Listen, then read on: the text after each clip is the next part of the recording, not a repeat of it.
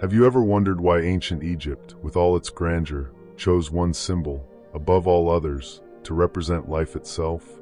Not just any life, but eternal life, divine life, the breath of the gods. That symbol was not a cross, nor a star, nor even a sacred spiral.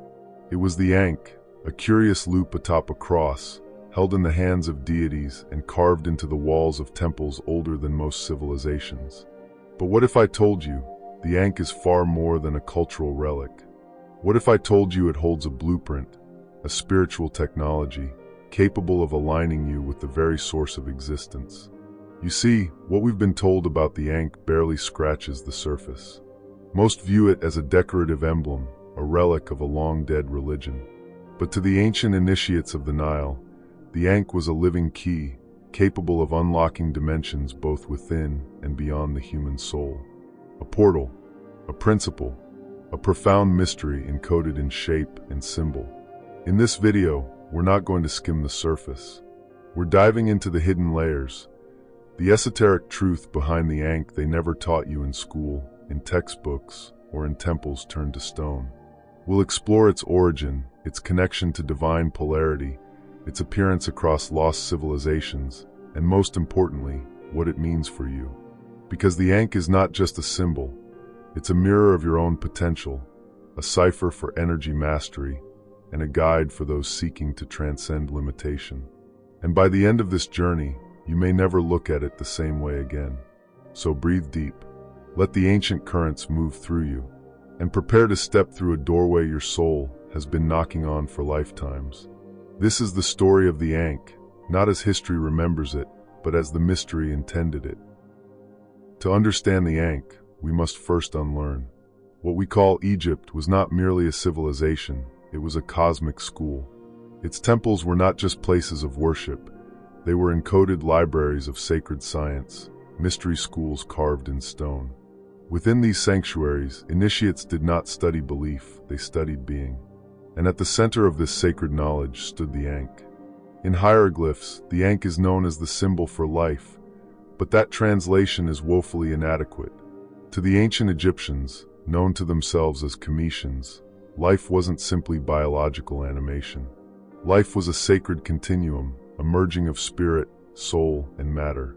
The Ankh wasn't just a symbol of life, it was a tool for life, encoded with metaphysical principles that allowed the initiate to connect with the divine source of creation. Now observe the Ankh's structure, a vertical line intersected by a horizontal bar, crowned by a teardrop-shaped loop. At first glance, it may resemble a cross with a handle, but in the eyes of ancient adepts, each part represented something far deeper. The loop at the top, that was the womb, the cosmic feminine, the divine matrix from which all creation emerges. The horizontal arms were the arms of balance, the equal exchange between opposing forces, masculine and feminine, light and dark, seen and unseen. The vertical line, the path of spirit descending into matter. Together, these three aspects form the sacred trinity of life itself: generation, balance, and evolution. But here's where it gets even more intriguing. The Ankh wasn't exclusive to Egypt. Variations of the Ankh have been found in Sumerian artifacts, Indian temples, and even among the ancient Olmecs of Mesoamerica. Its universal presence suggests a shared ancestral knowledge, a global spiritual technology that predates written history.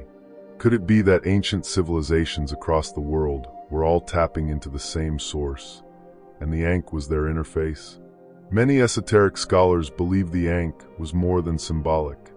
They propose it functioned as an energetic conductor, a tuning fork of the soul.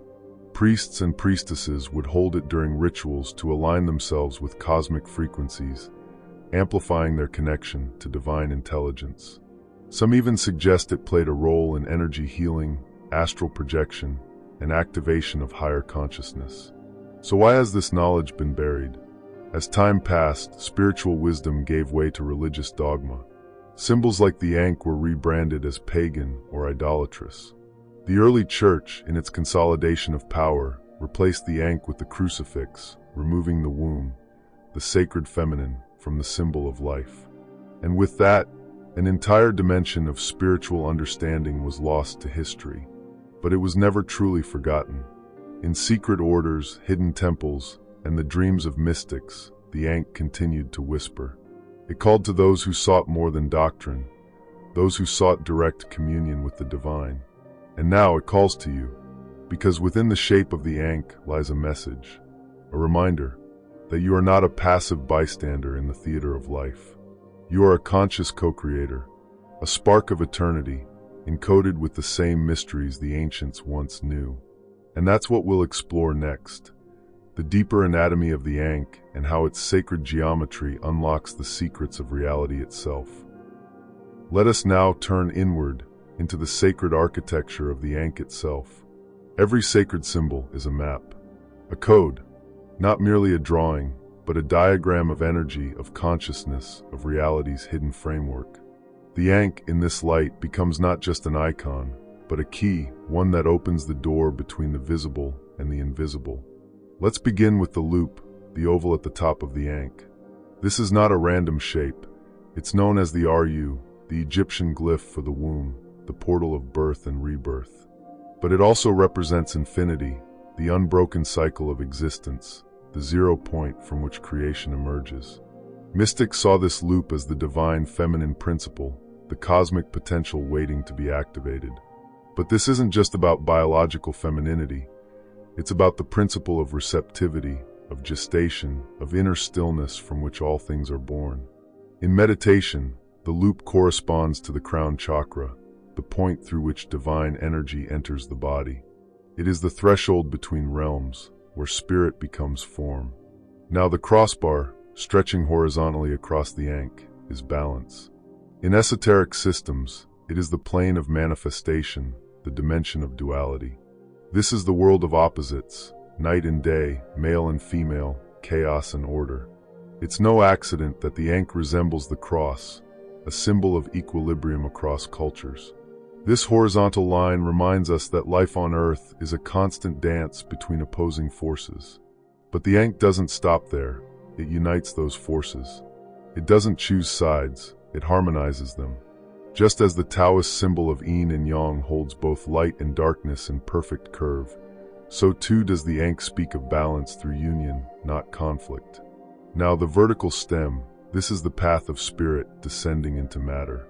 From the upper worlds to the lower, from pure consciousness into dense form. In yogic philosophy, this could be seen as the Sushumna, the central channel of energy through which the Kundalini rises. In Hermeticism, it mirrors the principle of as above, so below, a truth echoed across every esoteric tradition. So when an initiate held the Ankh during a ritual, they weren't just holding a symbol, they were embodying a cosmic structure. Their right hand, often associated with giving and masculine energy, would channel force, while the left hand, receiving and feminine, would draw in the subtle flows of life force. The Ankh became a conduit, and the human being a living temple. But there's another layer, one the mainstream never discusses. The Ankh also represents the fusion of the masculine and feminine in divine union. The loop, feminine, and the vertical shaft, masculine, come together through the crossbar, creating a literal and symbolic merging. This was not about gender, it was about alchemy. The internal unification of opposites, the sacred marriage, the rebirth of the androgyne, the fully realized human being who no longer sees themselves as fragmented. In this way, the Ankh isn't merely a symbol of life, it's the formula of divine life. One that teaches, you are the loop, you are the crossbar, you are the path, you are the totality of existence in miniature, creator and created, heaven and earth, spirit and flesh. Ancient temple walls often depict gods and pharaohs holding the Ankh to the lips of the initiate. This wasn't just ceremonial, it was symbolic of breathing life into the soul. The Ankh was seen as the breath of immortality, the energy that animates the subtle body and activates higher consciousness. And here lies the real secret. The Ankh does not merely represent life. It is the key to mastering life, not just in this world, but in all others. But the mystery deepens further, because hidden in the Ankh's design is a pattern that matches the energy grid of the human body, the earth, and the cosmos. It's a shape that reappears in ancient architecture, in pyramids, in temples, and even in nature itself. Why? Because the Ankh wasn't invented. It was discovered, a blueprint of how energy flows when creation is in harmony. Now that we've uncovered the Ankh's symbolic architecture, the divine union of masculine and feminine, the harmonization of spirit and matter, we must now ask, why was this knowledge hidden? Why is it that in modern education, the Ankh is reduced to a simplistic symbol of life, devoid of its profound metaphysical structure? The answer lies not in ignorance, but in design. The ancient initiates of Egypt, the priests and priestesses of the mystery schools, knew that symbols carry vibration. They knew that to understand a sacred symbol, like the Ankh, was not simply to recognize its shape, but to embody its meaning. It was a portal of initiation, a diagram for activating human potential. But that kind of power is not convenient for those who seek to control. The Ankh teaches sovereignty, that you are the axis between heaven and earth, that within your being lies the ability to create, to transmute, to resurrect your own consciousness. And when people remember this, they can no longer be ruled by fear. This is why, over time, the Ankh was muted. It was replaced by the Christian cross, a similar shape, but one that removed the loop, the womb, the feminine gateway. The transformation was symbolic. The divine feminine was removed from the narrative. Creation was severed from balance. Spirituality was externalized. The living key became an empty symbol. But the memory is not lost. It lives in the architecture of your body, your energy field, your breath. Let's look deeper into the sacred geometry of the Ankh. If you overlay the Ankh upon the chakra system, you'll see something astonishing. The loop aligns with the crown and third eye chakras, your portals to higher consciousness. The crossbar aligns with the heart chakra, the center of balance, love, and inner alchemy. And the vertical stem? It traces the central energy channel down through the solar plexus, sacral, and root chakras, your grounding forces. This means the Ankh is not just a symbol of life, but of energetic awakening. It maps the path of spiritual ascension. It tells the initiate, awaken the heart, balance the opposites, and open the crown to the divine light above. But even more astonishing, ancient Egyptian priests used the Ankh as a talisman of energetic manipulation. They would charge it with intention and use it in healing rituals. The loop acted like a receiver of cosmic energy, while the stem focused and directed it, like a wand, a key, or a staff of power. Some traditions whisper that the Ankh wasn't merely symbolic, it was technological, a device of spiritual science. Perhaps even a form of consciousness technology that allowed the user to access other realms, to preserve the soul, or to manipulate energetic currents beyond what modern science can fathom. This is not far-fetched when we consider what the ancients achieved in medicine, astronomy, and sacred construction. They weren't primitive, they were initiated. And this brings us to another lost layer of the Ankh, the path of rebirth. You see, in the mystery schools, the Ankh was not only carried by gods and kings, it was walked. The initiate, during temple rites, would undergo symbolic death and rebirth. They would traverse the realms of the underworld, much like Osiris, the dying and resurrecting god, until they were no longer bound by illusion. The Ankh was placed in their hands, not as a trophy, but as a statement of their transformation. I have died before death. I have risen before resurrection. I am the living bridge between the worlds. And that is the real meaning of the Ankh they never taught you. It is not just a symbol of life. It is a map of immortality. It is a blueprint of becoming. In the final veil, the Ankh is the shape of the fully awakened human being. Crown open, heart balanced, energies aligned. A vessel of cosmic harmony, a master of creation. But symbols alone are not enough. To live the Ankh, one must practice its principles. Now that we've peeled back the layers of the Ankh, its sacred geometry, esoteric symbolism, and hidden lineage, it's time to ask the most important question. How do you embody it in your life? Knowledge, when left untouched, is like a temple with no flame. But when lived, it becomes transformation. The Ankh is not meant to be admired from afar. It is meant to be activated. One of the most accessible gateways into this activation is through the breath. Ancient mystery schools once taught what can only be called Ankh breathing, a meditative practice that mirrors the very structure of the symbol. To begin, sit in stillness with eyes closed. Visualize the Ankh inside your body, the loop arching over your head, the crossbar across your chest, and the stem descending along your spine. As you inhale gently through your nose, imagine energy rising from the earth and entering the base of your spine. As the breath travels upward, let it pause briefly at the heart, where the crossbar rests.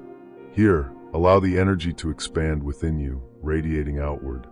As you exhale, see the breath and energy flowing into the loop above your crown, opening your awareness to something far greater than yourself. Over time, this practice subtly realigns your energetic field, bringing clarity, emotional balance, and a profound sense of spiritual connection.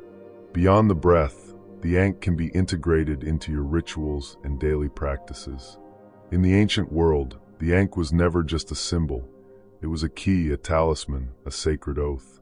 To honor this in the modern age, one might begin each morning in silent reverence. Upon waking, place your hands gently over your heart, one hand vertical, the other horizontal, forming the shape of the Ankh. Whisper a quiet affirmation. I am the union of earth and sky, spirit and matter. I hold the key to eternal life within me. Visualize a golden light emanating from your chest, forming the Ankh within your aura. Carry that image with you throughout the day, allowing it to serve as both protection and creative force.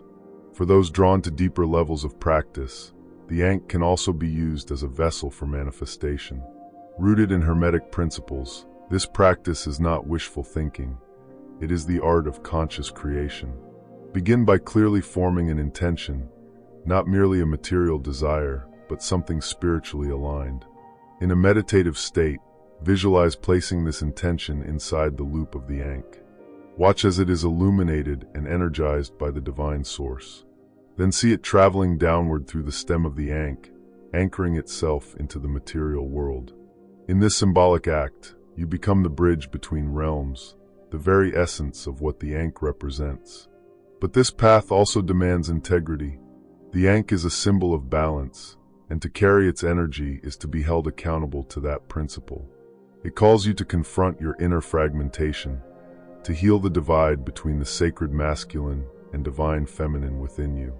It asks that you not only seek power or knowledge, but live in alignment with it, that you become the living temple. The true power of the Ankh lies not in its shape, nor its history, but in its capacity to awaken something dormant within you. Begin with breath. Move with intention. Remember who you are and what you carry. Because the Ankh is not just a remnant of an ancient civilization. It is a living force waiting to be reawakened through you. So much of what we've been taught to dismiss as mere myth, ornament, or primitive symbolism holds the very keys to our forgotten power. The Ankh is not just an Egyptian artifact tucked away in a museum or worn as spiritual jewelry. It is an encrypted message from our ancestors, a timeless map encoded in shape and spirit. It beckons us to remember the sacred blueprint of existence that has always been within us, quietly pulsing beneath the noise of modern life. Throughout this journey, we've uncovered the Ankh's deep roots, not just in ancient Egypt, but in the very fabric of life itself. We've seen how its form mirrors the principles of sacred union, divine breath, the balance of polarities, and the bridge between worlds. But most importantly, we've realized that its meaning was never meant to be trapped in temples or texts. It was meant to be lived. To wear the Ankh is to become it, to breathe like it, to think like it, to be the vessel through which the divine expresses itself into form. And so the question is no longer, what does the Ankh mean? But rather, what will you do with what it has revealed? If this exploration has stirred something within you, an ancient echo, a forgotten truth, then perhaps you are ready to carry the key, to walk the path of conscious creation, inner balance, and awakened life. This is your invitation to remember that you were never separate from the divine. You were simply waiting to unlock the door. Let the Ankh be that key. If you found meaning in this journey, don't let it end here. Share your thoughts below, your reflections, questions, or personal insights. Subscribe for more hidden truths that seek the light, and take your place among those who remember. Until next time, walk in balance, breathe in eternity, and never stop seeking what was hidden to awaken what was always within.